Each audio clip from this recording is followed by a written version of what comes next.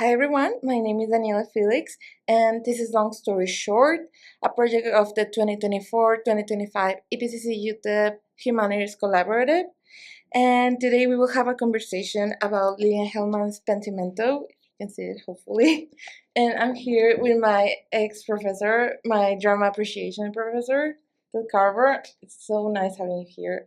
It's such an honor, honestly. Oh, thank you so much, Daniela. I've been looking forward to this for a long time, so I'm glad to be here. Right? Any chance we get to talk about theaters? That's right. That's absolutely right. My favorite topic. So, before we begin, do you want to tell us something about yourself for those who are not familiar with us? I am the coordinator for the EPCC Theater Department. So I direct most of the shows, and I teach performance classes. I also teach theater appreciation, which of course is where we met. I'm an El Pasoan. I was born and raised here. Ran a theater for a number of years. Have taught a variety of places, and now I found my home back at EPCC, and I'm very happy. Thank you so much for sharing that. I'm glad that you found your phone here at UPCC because not because you're here, right? But your class was really a safe space for me, and I can say that many students felt the same way. Oh, I'm so glad. I am. So yeah, that was an introduction by Ted. Thank you, Ted. And we should talk more about the author, right? I know that you are more seasoned in this area of theater, so would you mind telling us something about Lillian Hellman that we don't know about, something obscure, maybe controversies? Hellman, of course, was I think one of the backbone playwrights of the 1930s and 40s. I think one of the things that maybe a lot of people might not know is how instrumental her Southern family, her mother's Southern family in Alabama, how instrumental that influence was in her creation as a playwright. And one of the things I teach, and I talk with students about, is that autobiographical aspect of playwriting in the United States. Mm-hmm. And she's very, very much an example of that. And I think people may not realize how much of her family history goes into these plays. She wrote a number of plays that in their day were very important, beginning with her Watershed Beginning play, which was The Children's Hour, and which, of course, dealt with an accusation, a lie, an accusation against these two female teachers, saying they had a romantic relationship, which of course was not true in the play, and how it devastated their lives. And then she wrote continuously, I think, in that vein. I had a professor in college, a theater professor, who said she wrote what were called thesis plays. That is, you have a central idea, much like the realistic playwrights like Ibsen, much like the naturalistic playwrights like Zola. You have an idea, Zola's idea that, a playwright, a writer should be like a surgeon looking for an illness and cut it out of the body so that it doesn't make the rest of the body ill. And I think Hellman was that way. She was a thesis playwright. So she wrote about lies, she wrote about greed, she wrote about things like that. And I love how you mentioned the interpersonal of not only in theater, but I guess also in literature. Many playwrights, many authors always draw from their own personal lives. And for Hellman, I mean, she went through a lot of things. I mean, she was falsely accused, for example. She was blacklisted in Hollywood. And yet she was able to move past that and become an amazing playwright that we know and love today. And exactly. I think that's just really just a valuable lesson on perseverance and also taking your own personal life and making something beautiful out of it. I think your word perseverance is the perfect word to describe her. There was lots of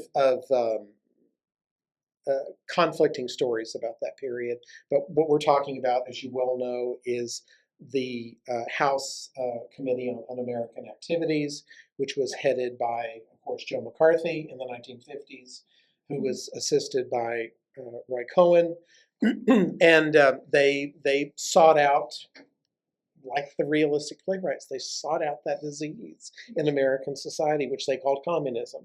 And she was accused of that. And I think that if we're going to be honest, I think probably at some point in her existence, I think probably Hellman was a kind of sideline member of the Communist Party, maybe.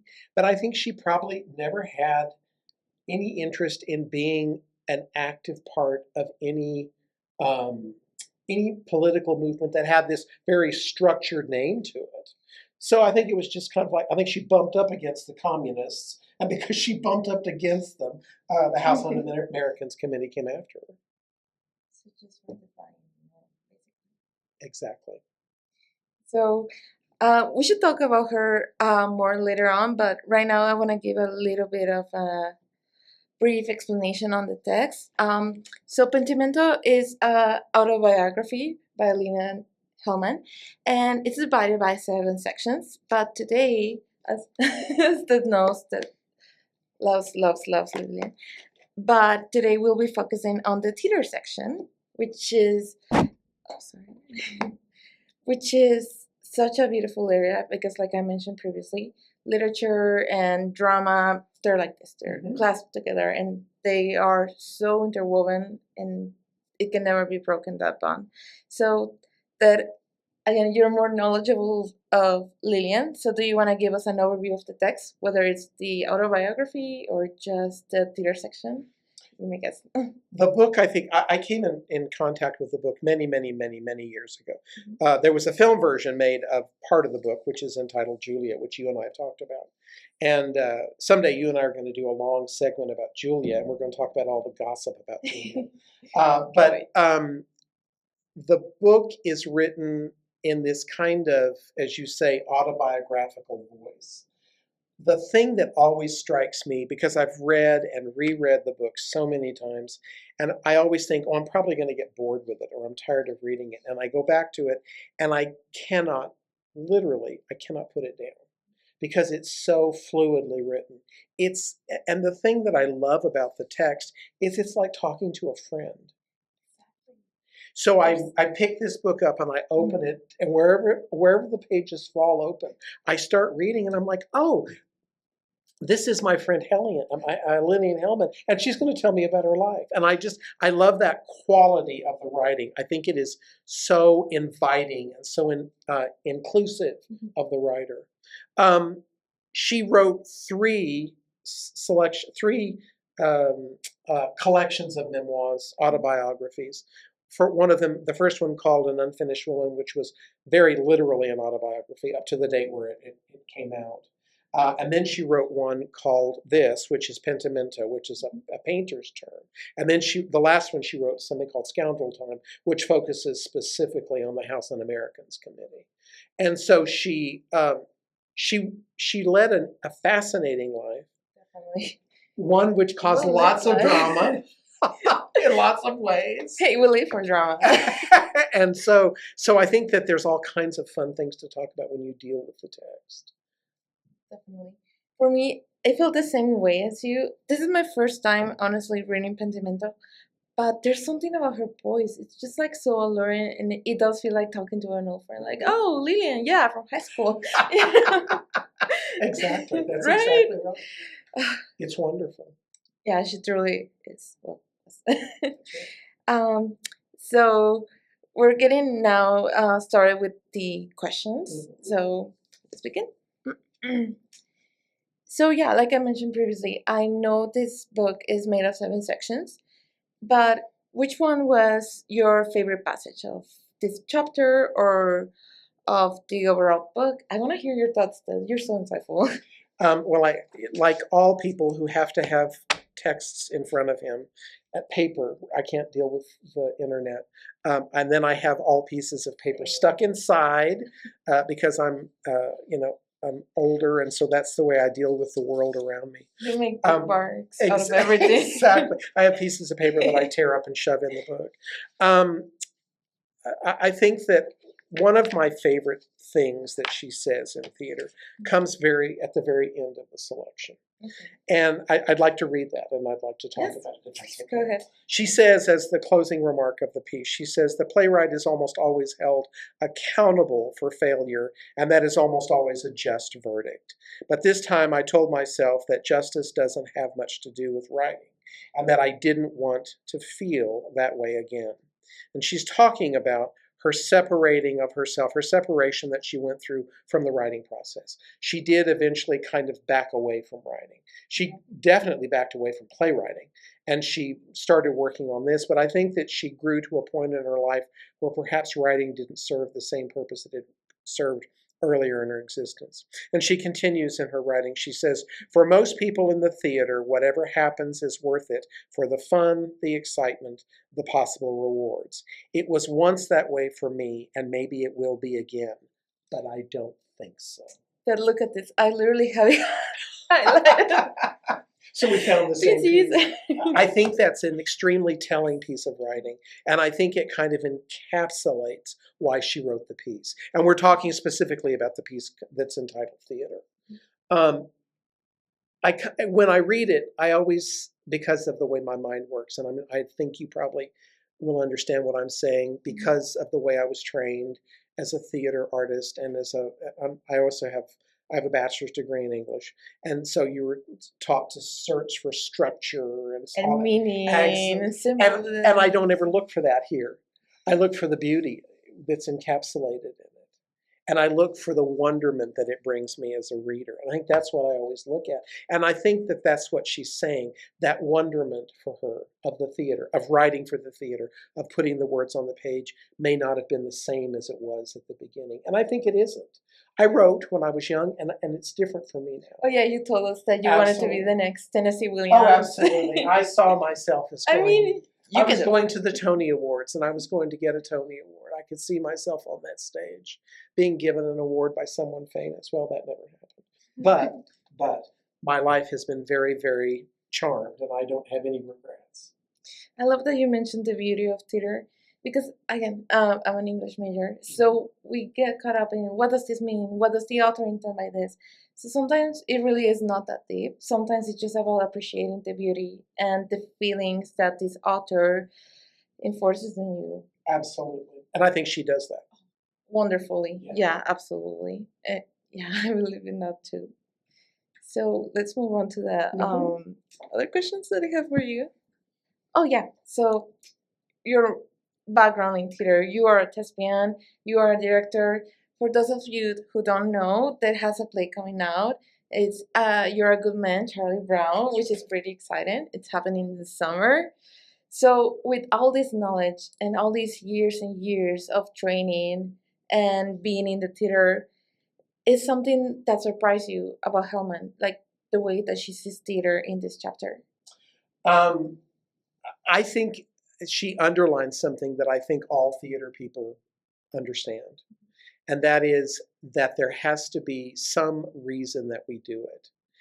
At some point in your life, you stop looking at the reasons and you start realizing it's an addiction and you can't get away from it. And years ago, it became an addiction for me. But what I think she points out is that there's either fun or excitement or monetary reward or awards of some kind. And I think there are things that we look at in theater that we focus on. But the other side of it that I think is probably part of the unspoken element that she speaks of is writers, playwrights, and directors and actors. We do it because it's a method of communication. And ultimately, I think that's what she says in this text, that theater is a form of communication. And her putting those words on that page was her ability to express herself, to talk about an important topic, but to communicate with others. I think that's what it comes down to for me. I think I also relate to what you said of theater being this effort of people, right? You mentioned that in our drama appreciation class, it's not only the actor that's on stage, it's the people handling the lights, and it's the people in costume, it's the people in makeup, and it's the directors being there and opening night. Collaboration. Oh, exactly. We are a collaborative art form. Exactly. And I love that you mentioned that. It is really a collaboration of people coming together to tell a story. And I keep going back to this idea of beauty, but isn't it beautiful that we see something and we're like, let's do it? I tell students all the time, if you don't like working with other people, you may have a hard life in theater because there's no way around it. And I think it's great. I mean, I work with such remarkable people, and they're generous of their time and they're generous with their talents, and I feel so incredibly blessed to be able to do that. Yeah. It the theater is just like something so beautiful. So yeah, the fact that we can come together as a community in order to make something bigger than ourselves, I think that speaks volumes in That's humanity. exactly right. Yeah. Beautifully stated. So, also, Lillian mentioned that although the production of a play is of great significance, in the end, the manuscript is the one thing which to measure the past or direct future of the play. So, would you necessarily agree to that? 'Cause honestly, I feel like yes, but it feels really rigid, isn't it? It is rigid, and I think that elsewhere in the book, she says she has a statement that she says that the performance is the only life the play will ever know, and I think that is the ultimate definition of theater. And one of and you have that script, those words written on that script, and Right. and that's what you take and you use when you're in rehearsals and you learn those words. And I teach. I try to teach students to realize that that's not theater. That's a blueprint. That's a guidebook. That tells you where you're going to go, and then your ability as an artist to interpret that Yeah. is what makes it special. It's what makes it your own. Mhm. And so I think that although I agree with her that that script is what you have in front of you, that script is only a stepping stone to the ultimate goal. I love I love your perspective on it. Your spin on it is more positive because Hellman, I think because of her life, like obviously you're not gonna be the happiest person ever. True. And she probably wasn't. Right. But I love your version of theater. It's full of possibilities. I think one of the dangers, Daniela, in theater is to say that I have to perform a play this way. I'm going to play Hamlet and I'm going to play it this way. That limits all the possibilities of playing a role. Yeah, because there's a lot of creative directions that you can take. Absolutely. Every moment on the stage is a moment of discovery. And I try to remind students of that because you discover things when you're saying lines, you discover things when you're moving across the stage. You're at home, you're washing dishes, and all of a sudden you say, I didn't realize that. You discover something. So everything about theater is a process of discovery. I love that. Yeah, theater is definitely discovery and experimental. Many people think that is really rigid, but I mean improvisation. And you have told us plenty of stories of opening nights. You had to improvise.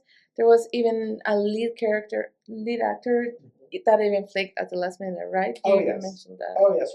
I think I've had every theater disaster. I'm not trying to tempt the fates, but I've had every theater disaster known happen to me at some point or another. And you just go on. You piece things back together and you make it happen. It's about the flexibility. That's right. That's exactly right. So, moving on. Also, in the theater section, um, it's really emphasized how the success of a play is dependent on the public opinion and also critics. But for example, Days to Come, right? That wasn't really successful back in the day. No. Would you like to tell us more about it? Hellman's okay. Once again, we go back to the text Yeah, where please. Karber has all these pieces of paper stuck in a book. She says about critics, which I think is very telling, and this is in my book, it's on page 481. She says, the New York Times for many years has been the only newspaper that mattered to the success of a play. That is not the fault of the paper, but it is not a good state for a struggling art form. Now, with Mr. Clive Barnes, who of course was one of the most famous critics, Right. even that has changed for the worse. She didn't like Clive Barnes. A good review by him no longer makes a hit, but a bad review does damage. The Times has had a long list of earnest, honest, undistinguished critics. Walter Kerr is the only one, I think, who learned and thrived. I think that's such a telling statement. I think it's so important that he learned, He learned about theater. He learned what the craft meant. He learned what the art form was, and then he used that in able to grow as a writer. I think that's so important. And I've known lots of critics who I think never learned that lesson. Mr. Barnes is the first fashion swinger in the list, but like most, he can't quite find where the swing is located for the season. So I think what she's saying, and I think this happened to Days to Come. Yeah. I think we try to put plays like novels and poems into a box. We try to say, oh, this piece of poetry is an example of a confessional poem, or this piece of writing is an example of naturalism, and everything about it has to fit to that. But what I think that negates, and I think that sometimes what critics overlook, is that theater is a living art form. And because it's a living art form, it doesn't always fit into those prefabricated forms. It's bigger than the box. And so sometimes you have to allow it to grow on it in its own way. And I love that you mentioned that theater is a life form, because it is. Right, we mentioned flexibility. We also mentioned the beauty of it. And I just think you are so right about that. Because when we categorize something, we diminish it and we don't allow it to expand or be bigger or better than it could be. That's right. That's exactly right. You talk about what do we do with theater? Well, okay, first thing on that list, when we talk about the characteristics of theater, we say it's temporal. It passes through time. And when things pass through time, they change. Exactly. I'm certainly not what I was many years ago. You're not who you were when you were in my class. So time encourages change. It encourages growth. So you can't negate the time element of the play and say, oh, it has to fit in this box or else. And I think sometimes we do that to the detriment of the play. And I love that you also mentioned like how some critics never learn their lesson right. They think like everything is their way. But yet, like what you mentioned, it's evolving, and there's this human side of admitting, well, this review was wrong. I take it back.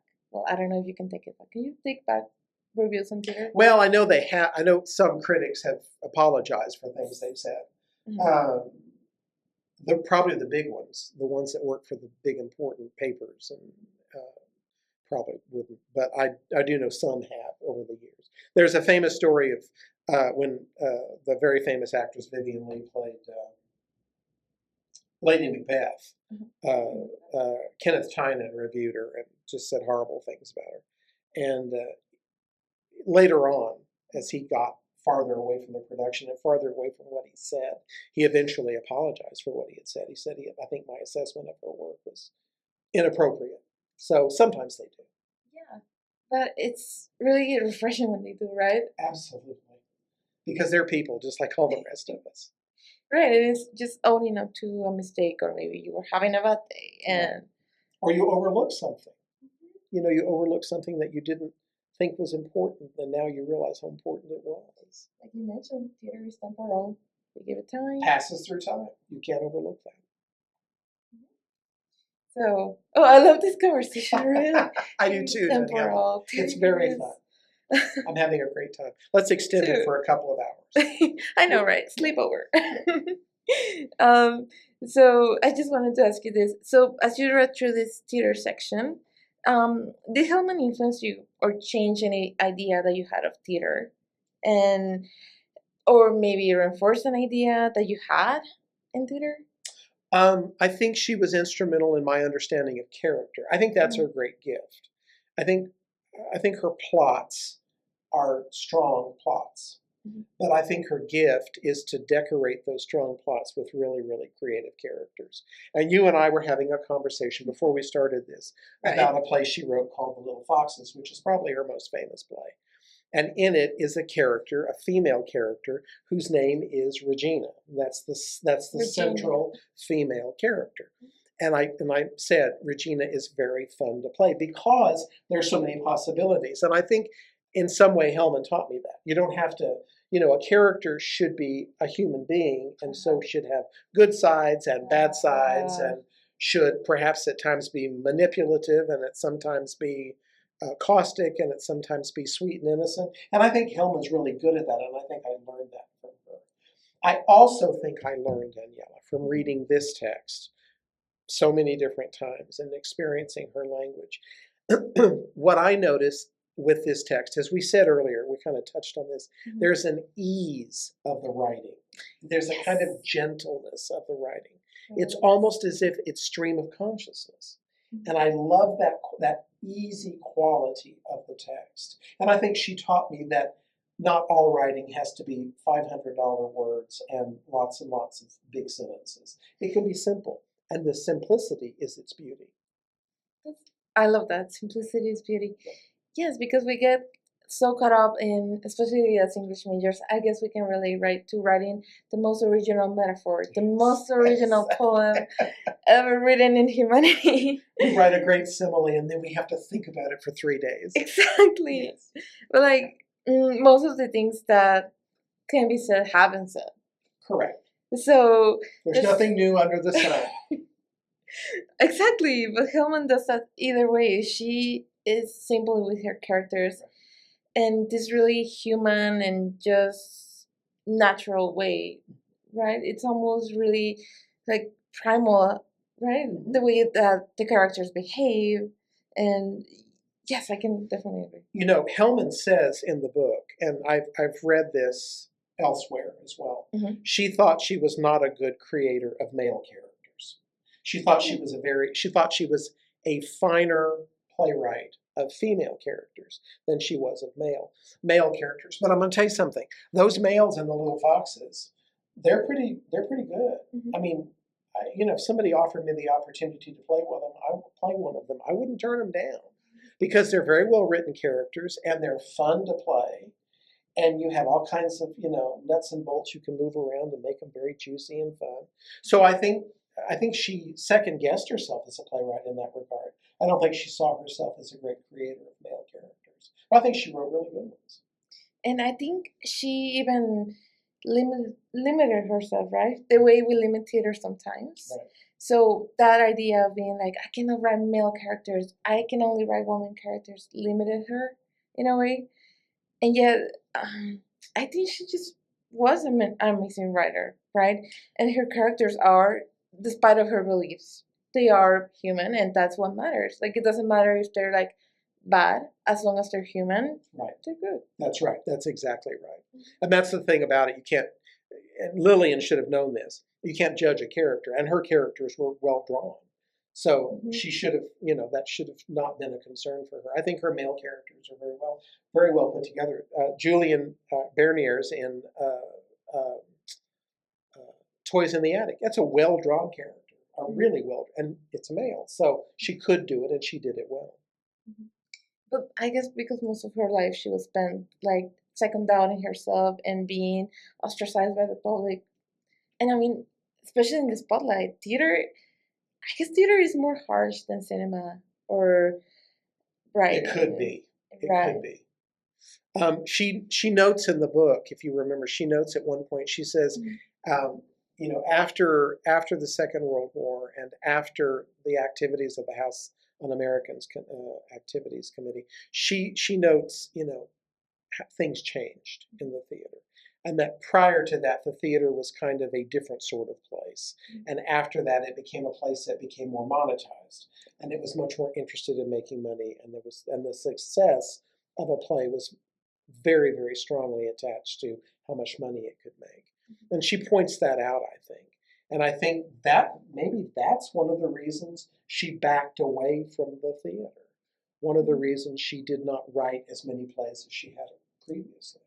It will make sense, right? Because if you take the human side of theater, which is flexibility, we talk about this movement and time, and replace it with money, of course you're going to be disillusioned. It's not what you once loved. And that can be heartbreaking. Absolutely. And difficult. Not just heartbreaking, but really, really difficult. Because I think what the tendency is, and I speak as a former playwright, you try to write to fit the fashion. And you can't do that. I mean, it's hard unless you're doing it for the ability to grow. Okay, yeah. So as a writer, you say, I'm going to write a play and I'm going to do this. I'm not going to write this kind of play. I'm not going to write a climactic play. I'm going to write an episodic play because I want to grow in that ability. That's one thing. But to force your art form to fit into a mold so that you are part of the fashion, I think that's very, very difficult. It can be very damaging. And I think we can see that today, right? There are a lot of books being produced really quickly, but they fit certain tropes, and I can also see that happening in theater. Has that happened in theater? Oh yeah, it happens a lot. You have someone, and you have a playwright who's very creative and very original, who writes a type of play, not paying any attention to the type of play or the formula that it uses or any of that sort of thing, and then you see other playwrights who come along immediately afterwards who use very much the very same kind of format or the same sort of storytelling method. And I think going again with what you said of how heartbreaking it must be. Can you imagine like losing your spark, like your originality, in order to fit in? That is just. She had a couple of, I'm not going to say they were failures, but she had a couple of plays that she did kind of in a row, which can be quite deadly for an artist. She did an adaptation of, she did Candide, and she did that with Leonard Bernstein. And then she did The Lark, which is an adaptation of a play by Jean Anouilh. And then she did a play called Me, My Mother, and My Father. And I think she made choices in those plays that she didn't believe in. And I think that kind of cinched what was going to happen. I want to stick with that idea of doing things even if you don't fully believe in them, because I have a discussion actually that goes deep into that. Okay. So Hellman actually said that some kind of confidence, even fake, is needed for any work, but it is particularly required in the theater. So I just want to ask you, like, what do you make of that? I think it's truer words could not be spoken. And I think it works in a lot of ways. So if you go into a production as a director, you have to instill confidence in that cast. Right. You're the leader. You may go home at night and you may curl up in bed and weep because you think, I have no idea what I'm doing. And I'm so far out of my element that I'm in big trouble. But then when you step back into that rehearsal, you need to be able to command that show. And I think that's part of being a director. I also think, on the conversely, okay. I think that a director has to have confidence in being able to admit when he or she is wrong. And I've done that plenty of times. I will direct a scene and I'll watch it a couple of times in rehearsal, and then I will say to them, I've said this to cast members, was I high when I directed that? It makes no sense. Or was I asleep when I blocked that scene? That's horrific. So, and always young actors, especially student actors, look at me, gape mouth, like, oh, he made a mistake. And I'm like, I am human. I know you think I'm not, but I am. And I brush my teeth like everybody else. And so I make mistakes. And so we have to go back and correct what I've done. When we did Anna Karenina a couple of years ago, there's a scene in the play that Helen Edmondson puts in the play as a metaphor for that physical relationship between Vronsky and Anna.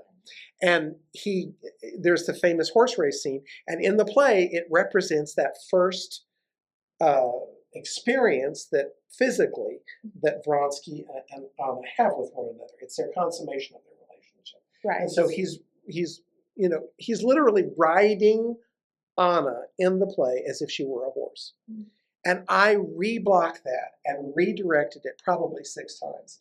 And that poor cast, we'd run it and they would look at me like, we're going to do it again? I'm like, yeah, we have to do it. It doesn't look right. It's not right. And we did it over and over and over to get it to where it needed to be. And I think she's right, but I think also you have to have the confidence to say, oops, I may not be right. So I think that's important.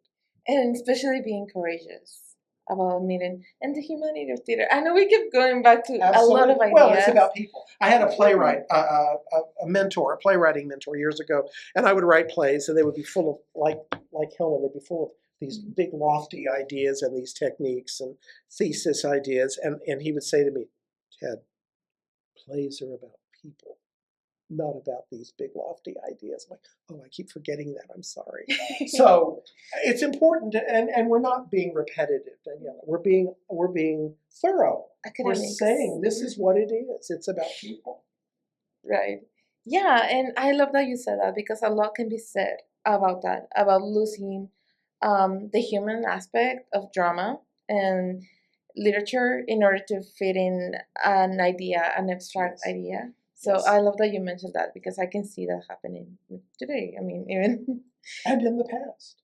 yeah, I think that's one of the things you have to watch out for when you do the plays of Bertolt Brecht. Those ideas are so lofty and so strong that sometimes they overshadow what happens on the stage. yeah, I can only imagine like being well trying to capture this big idea and you only have so many minutes and so many cast members and I can see that. It can be very complicated, and it can be very detrimental for the play if you're not careful. So I also wanted to ask you. So Hellman, obviously, like we mentioned, playwrights, writers of and artists of all kinds. We draw life experiences and we put it into our art. So I wanted to ask you. So do you prefer this approach of this interpersonal approach, or would you have prefer a more technical type of storytelling? For Hellman, Yeah. no. Well, let me kind of back up. I think Hellman was a great technician as a playwright. I really do. I think she was able to build a plot that made perfect sense, and I think she was able to build characters. I think Right. she was educated in that school. She was educated in that theatrical school. She comes out of what we call the well-made play. And that's not always necessarily a compliment. I think in her hands, I think it was. She and her plays serve a purpose. Technically, I think the danger is, Daniela, technically, playwrights sometimes forget that they're writing about people, and they get so caught up in this. Oh, the exposition is so perfectly set in this part of the plot, and oh, the rising action, or whatever it may be. I think sometimes we overlook that. We overlook the human aspect, as we've said several times, Right. and that we allow that to play a back seat to the technique. And that's true in direction too, Daniela. When I think uh, hindsight is 2020. When I directed Anna Karenina, I was so terribly proud of myself for directing that show. I mean, you should Because be. well, Anna it was a great experience and a wonderful learning experience. But I kind of spent a lot of time patting myself on the back because of my directorial ideas for the play. And as I've gotten away from the script now, almost 2 years, I go, I think there was too much of me in the play and not enough of them. And so I learned. And that's an important thing. And I think that's what we're talking about here. You have to be willing to let the technique be a learning experience and not overshadow everything about the play. And it goes back to the idea that you said. The manuscript is only a blueprint. That's right. You can deviate, you can make it better. That's right. You can, and personally, I do love it when directors put parts of themselves in the play. I personally love it, but you're more seasoned than me in the theater, so. Well, you have great insight. You have great insight. So I also wanted to ask you, for those that are not interested in theater or those that do not necessarily have a background in theater, why should they care about Lillian Hellman's work? Well, I think for a couple of reasons. I think, and this, I don't know, she is a really good female writer. 100%. And I don't generally say female writers. Writers are writers. But she's a really good female writer for young women to read because she came along in the American theater when women were not given a place at the table. And she carved out her own place. And we still produce her plays today. Laura Linney and Cynthia Nixon, they were in The Little Foxes a couple of years ago on Broadway. It was a huge success. I can only imagine. Huge success. And they switched parts. One night, Laura would play Regina, and Cynthia would play Bertie, the sister-in-law. And then the next night, they would switch roles, and Cynthia Nixon would play Regina, and Laura Linney would play Birdie. So they switched off of each other. And if you look on the internet, that darling Mr. Google, you can find pictures of their two different interpretations of the roles. Really, really fascinating. And what I want you to understand is this is a really great writer to study because she gives us a roadmap of someone who fought her way through the American theater. Now, she had help. She had her long-term partner, whatever you want to call him, Dashiell Hammett. He helped the process. She also had ties to the American theater through him and through other people that she had met through Dashiell Hammett. They helped the process, but she still wrote plays that were successful in an American theater that for almost 3/4 of the 20th century was designed to support men. So that's really important, I think. I love that you mentioned that although she's really privileged, she still underwent a lot of things. Absolutely. I mean, many historical events, World War II and 60s even. Like, I can only imagine the civil Well, rights you mentioned the movement. House Un-American Activities Committee. She lived through that. World War II. The Spanish Civil War. She was an instrumental. Well, she was part of the activity in the Spanish Civil War. I mean, the Depression. She was a child of the Depression. So yeah, the 20th century. She kind of got into all of those big movements. Yeah, so I can imagine her being a voice of the 20th century, especially for women writers. They are just gaining momentum in drama and literature. I can see that. And also, Daniela, sometimes it's important for us to remember where we come from. I think that's kind of important. Yeah, especially with the play. What was the name? The one where she drew inspiration from her mother's side. That was true for The Little Foxes. That was true for Another Part of the Forest, Toys in the Attic. All of those are set in these kind of twisted, dysfunctional Southern families, which she knew so well. Can you imagine Thanksgiving with them? What do we carve? The turkey or each other? So I just wanted to ask you, like, what are your final closing thoughts on this, even this passage or this author? What are these lasting impressions that you had of Hellman? I know that you have known her for decades and you are probably so fond of her. So I wanted to ask you, what are your impressions of her?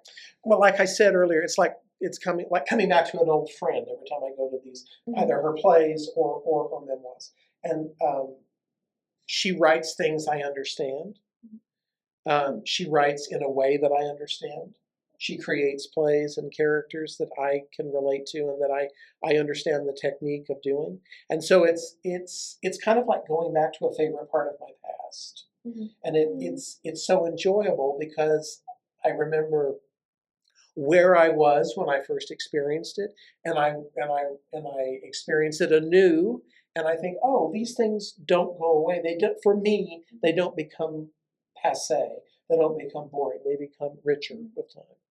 So it's like nostalgia, but enriched with positivity. Absolutely. I love those words. I can definitely see that. For me, I have yet to become more familiar with her plays, but I'm sure she's gonna be that for me, like something I can look back on positively, and yeah. I hope she will. I hope so too. So I just wanted to say thank you so much for being here, Ted. Can we give it up for Ted? For those that are watching online. It was an unmitigated pleasure. I've had a great time. I want to do it again and again. I know. Hey, maybe someday. There we go. We've set up a date. We have a thespian sleepover. There we go. There we go. We probably shouldn't put that onto the internet if we're going to film it, but people don't want to see me in my pajamas. I know, right? Like a nightcap, like yeah, the ones that. No, just kidding. Yeah. So, before I forget, I wanted to ask you one more thing. Yes. So, what made you say yes to this opportunity of being here? Because I'm really curious. I mean, well, you gave me a lot of freedom. You said, because you said we'd like for you to present a piece that you like, and I immediately thought of Hellman because I think there's a lot there you can talk about. And I wanted to reconnect with you as a student because we hadn't seen each other in a while, and because you were always such a shining experience in my theater appreciation class. You were always so charming and so bright and willing to add to the conversation. So I thought it was a great way to revisit our relationship as in theater I and know. as fellow writers, and also to reconnect with a favorite writer of mine. Yeah, and I can definitely say that you were also a positive experience for me, especially like I mentioned earlier, it was a safe space for not only me, for a lot of students. So I hope you leave here knowing that and that your knowledge really inspires us to pursue theater. And thank you so much for being here. Absolutely, thank you so much. It was my pleasure, Daniela. No, thank you. So, for those that are watching online, please subscribe and please like this video if you liked it. And yeah, stay tuned for more episodes. There are a lot more episodes heading your way. So, thank you so much. Bye.